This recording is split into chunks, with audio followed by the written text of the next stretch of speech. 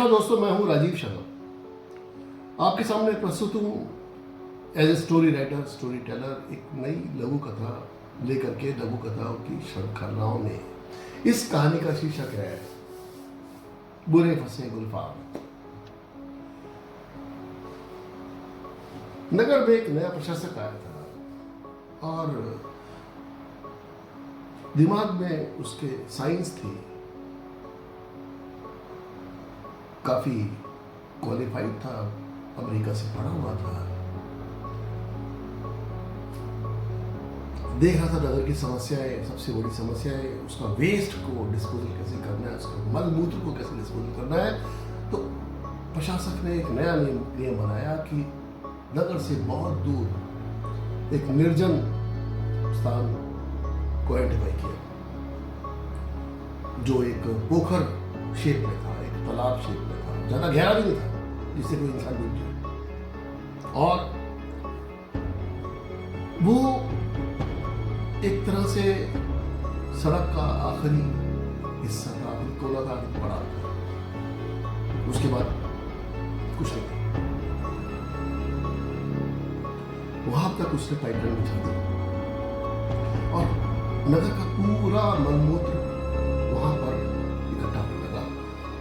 प्रशासक का यह कहना था कि भाई इससे हम गैस बनाएंगे, हम बिजली बनाएंगे, इससे हम खाद बनाएंगे, आप देखना कैसे। हाँ, कुछ महीने की बात है, दुर्गंध सह लो। और ये दुर्गंध जो है, क्योंकि इसलिए बाहर का निर्जन वीराना चुना है हमने कि कोई इससे परेशान ना हो, प्रताड़ित ना हो। खैर,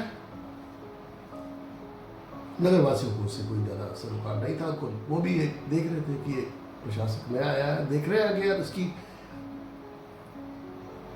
जो काम करने की प्रणाली है पता चलेगी, नई नई बाल कितने सामने आ जाएंगे, अच्छा वही वाली बात है। खैर, अब क्या है कि प्रशासक ने यह भी डिक्लेयर कर रखा था कि जैसे ही ये तालाब भर जाएगा, और इसने केयर रखी थी कि ये इतना ना गहरा हो कि कोई डूब जाए, इसमें कोई हादसा ना हो। तो उसने कहा था कि जैसे ये तालाब भर जाएगा तो हम इसको ढक देंगे, ढाँप देंगे, और जिससे कि कोई दुर्गंध वगैरह, फिर हम अपने एक्सपेरिमेंट्स, अपने साइंटिफिक एक्सपेरिमेंट्स तब करेंगे इसको। लेकिन समस्या ये थी कि उसके 2-3 किलोमीटर दूर से पता लग जाता था कि वहां पर कोई ऐसी वस्तु है, उसकी दुर्गंध थी। लेकिन वो तालाब भरने जा रहा था, 2-3 दिन की बात थी। प्रशासन का ये कहना था, जो आखिरी दौरा हुआ था, उन्होंने कहा था कि बस 2 दिन की बात है। तो दोस्तों, ये कहानी का पहला मंजर था। कहानी के दूसरे मंजर पे आते हैं, ये तो भूमिका थी। अब दूसरे मंजर पे आते हैं। गुलफाम मियां एक कछुओं के व्यापारी के पास जाते हैं और कहते हैं कि मुझे घोड़ा चाहिए। घोड़ा दिखाते हैं, कोई 50,000 का, 1 लाख का, 2 लाख का, 5 लाख का, पसंद नहीं आता। कहते देखो भाई साहब, मुझे रेस चाहिए। ये जो रेस के घोड़े हैं, ये अलग जाति के होते हैं, अलग प्रजाति के होते हैं, अलग नस्ल के होते हैं। ये एक हडल रेस है। हडल रेस समझते हैं आप? इतना अंग्रेजी नहीं आती। कहते हैं हडल रेस में क्या होता है कि वो कोई ना कोई ऐसी वस्तु रख देते हैं, कोई बैरिकेड रख देते हैं, कोई चीज रख देते हैं, कोई छोटी सी एक दीवारें खड़ी कर देते हैं कि उसके ऊपर से घोड़े को टांग देते हैं। अब दीवार अगर 2 फीट की हो, 4 फीट की, तो कोई बात नहीं, लेकिन अगर ज्यादा बड़ी हो तो घोड़ा पीछे रहता है। मुझे ऐसा घोड़ा नहीं चाहिए, मुझे रेस जीतनी है। 10 करोड़ की रकम है रेस की, अगर मैं विजेता के लिए, समझे बात को। इसलिए मुझे घोड़ा ऐसा दिखाओ, पैसे की चिंता मत करो। कहता मालिक, आप एक काम करो, अब आपके लिए एक्सक्लूसिव चीज दिखाता हूं। अब आप समझ गए, आपने पहले बता दिया, अब आप चलो मेरे साथ। वो उसको लेके जाता है घर पर। ये देखिए, वो दिखाता है बिल्कुल काला घोड़ा, हृष्ट पुष्ट, लंबा चौड़ा, बिल्कुल। वो देख कर उसको खुश होता है। कहता है घोड़ा तो ठीक है, खास बात क्या है?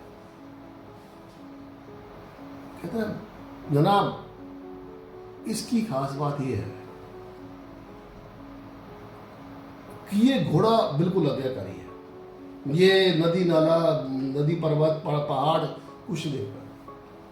अगर इसके सवार ने कमांड दे दी, आदेश दे दिया कि चल आगे चल या चलता रहे, तो चलता रहेगा, चाहे ये खाई में कूद जाए। कहता अच्छा यार, ये तो ऐसे तो होना चाहिए था मेरे को रेस जीतने के लिए। क्या कीमत है इसकी? इसकी कीमत है सिर्फ 10 लाख। भाई 10 लाख, 10 लाख का घोड़ा। लेकिन इसकी विशेषता है ना, ये रुकेगा नहीं, लेकिन 2 कमांड पे चलता है ये। कहता अच्छा, कहता वो क्या?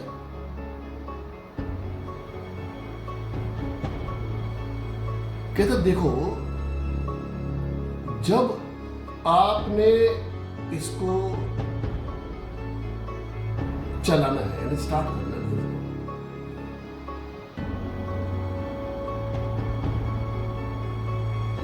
तो उसकी अलग कमांड है, और जब आपने घोड़े को रोकना है तो उसकी अलग कमांड है। कहता ये क्या मतलब है? कहता हाँ ऐसे ही है, जब आपने घोड़े को चलाना है तब आपने एक कमांड बोलनी है, तो उसको ध्यान से सुनना। घोड़े को चलाने के लिए कमांड है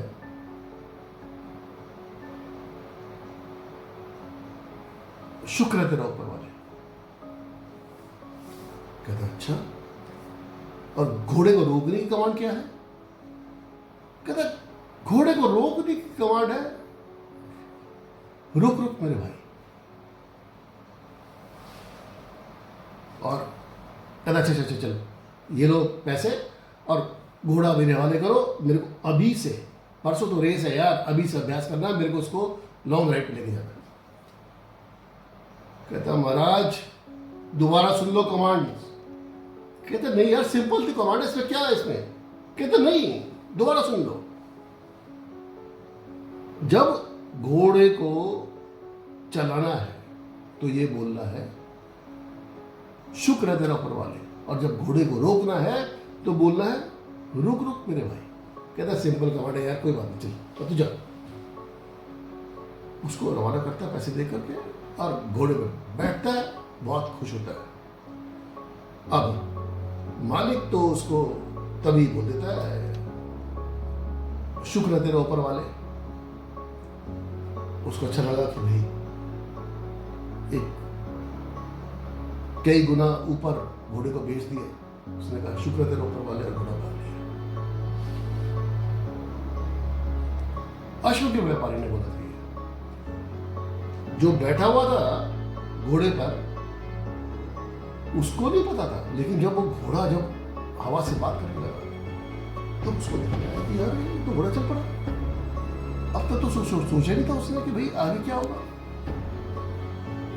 चले जा रहा घोड़ा। अब उसके दिमाग में अश्वों के व्यापारी की बात गूंजने लगी। कमान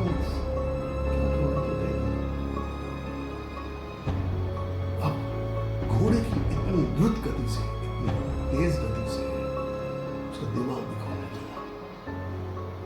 अब और परेशानी के सबब उसको दुर्गंध आने लगी। वो समझ गया कि ये तो घोड़ा मलमूत्र के तालाब में जा रहा है, अबे मरवाएगा। सुबह सुबह नहा धो के है यार, कहा क्या कर रहा है ये। उसने ये भी कहा रुकेगा नहीं, रोकने की कमांड है इसकी। रोकने की कमांड क्या है? रुक रुक। अब देखा तो उसने, और 500 मीटर रह गया वो तालाब। रुक रुक, उसको मुक्का मारा। फिर उस बिल्कुल जब 100 बार बोल चुका रुक रुक रुक रुक, नहीं रुक रहा, उसको लगाम पकड़ के कहता है रुक रुक मेरे भाई,